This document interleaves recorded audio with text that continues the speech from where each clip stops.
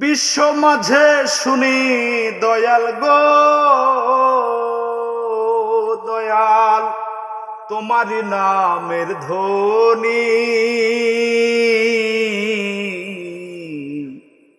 আমার বাসরিয়ায় বাণী। কাঙ্গালের বন্ধুরে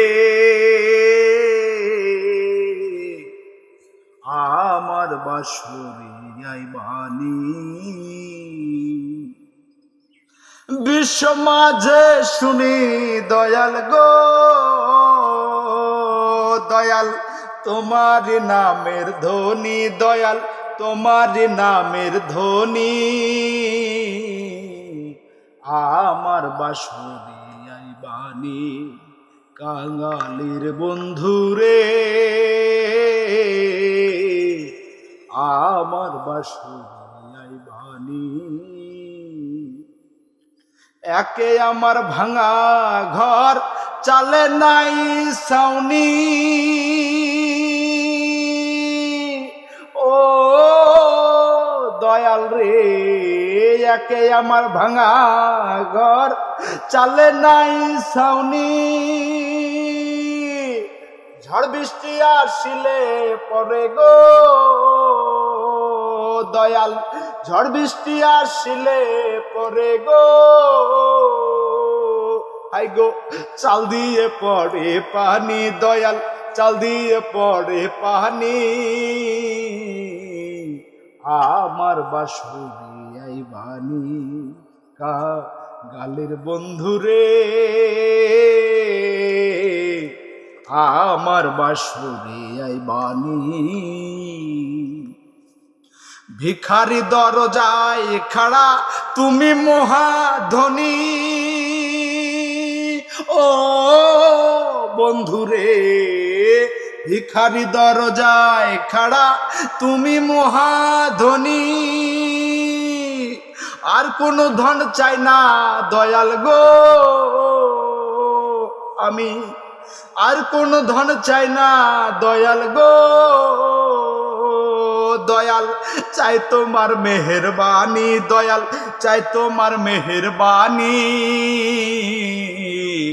আমার বাসরিয়ায় বাণী। কাঙালের বন্ধুরে আমার বাসরিয়ায় বাণী।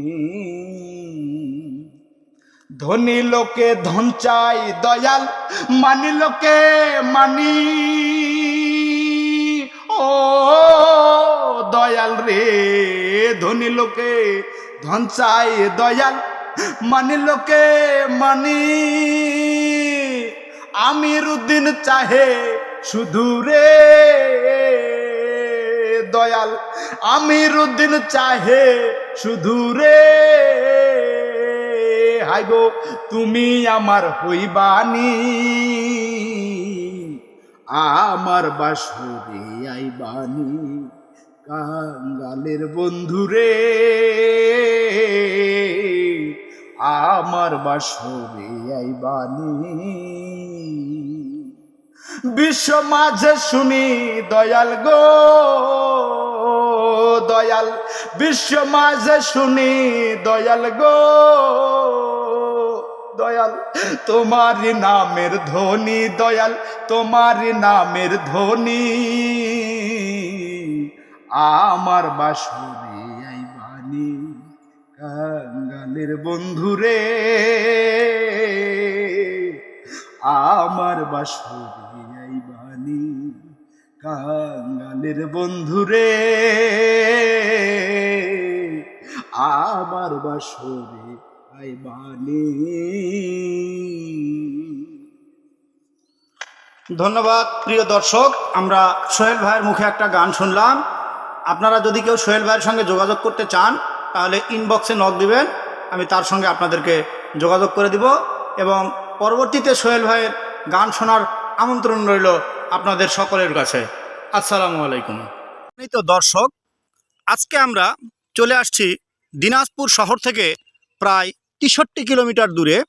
এমন একজন লোকের কাছে আসছি, আমি অনেক দিন পরে আসলাম আমাদের প্রাণপ্রিয় শহর দিনাজপুরে। দিনাজপুর থেকে আমি খোঁজ পেলাম যে এখানে একজন শিল্পী আছেন, যে শিল্পীর মধুর কণ্ঠে গান, সেই গানে এলাকাবাসী সকলে মুগ্ধ। আমি আজকে আসছি তার খোঁজ করার জন্য, জানি না তাকে কোথায় পাবো। শুনলাম সে নাকি মাঠে ময়দানে খেতে খামারে সবসময় কাজ করে। তো তার খোঁজে আমরা আসছি গ্রাম থেকে প্রায় 5 থেকে 6 কিলোমিটার দূরে একটা মাঠে। সে কোথায় কাজ করতেছে, আমরা তার কাজের কাছে যাব এবং আমরা তার কাছ থেকে কিছু সাক্ষাৎকার নিব এবং চেষ্টা করব তার কিছু ভিডিও শোনার জন্য। সম্মানিত দর্শক, ওই যে আমরা দেখতে পাচ্ছি যে দূরে একটা ছেলে কাজ করতেছে। আশেপাশে দেখেন কোনো জনমানব কেউ নেই, জনমানব শূন্য একটা এলাকা। একবারে দিনাজপুর শহর থেকে 63 কিলোমিটার দূরে সে একটা অজ পাড়া গাঁয়ে পড়ে আছে একটা অসহায় ছেলে, যার নাম সোহেল। তাকে আমরা মনে হয় পেয়ে গেছি। হ্যালো ভাই, সোহেল ভাই, ভাই ভাই আপনার খোঁজে আসছিলাম ভাই। কোথা থেকে আসছেন ভাই? কে আপনি? ভাই আমি ঢাকা থেকে আসছি ভাই। ভাই আপনার নাম কি সোহেল? হ্যাঁ ভাই। ও ভাই, আমরা ভাই আপনার খোঁজে আসলাম। আমরা শুনতে পেলাম আপনি নাকি খুব ভালো গান করেন, তো আপনার সাথে একটু কথা বলতে আসলাম ভাই। একটু কথা বলা যাবে? কথা বলা কেন যাবে না ভাই, পৃথিবীতে আর কয়দিন থাকবো বলে।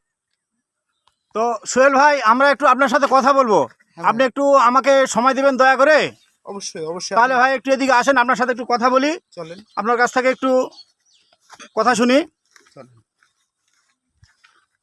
আপনি যেহেতু এত দূর থেকে আসছেন, তো শুধু গান শোনার উদ্দেশ্যেই কি আসছেন?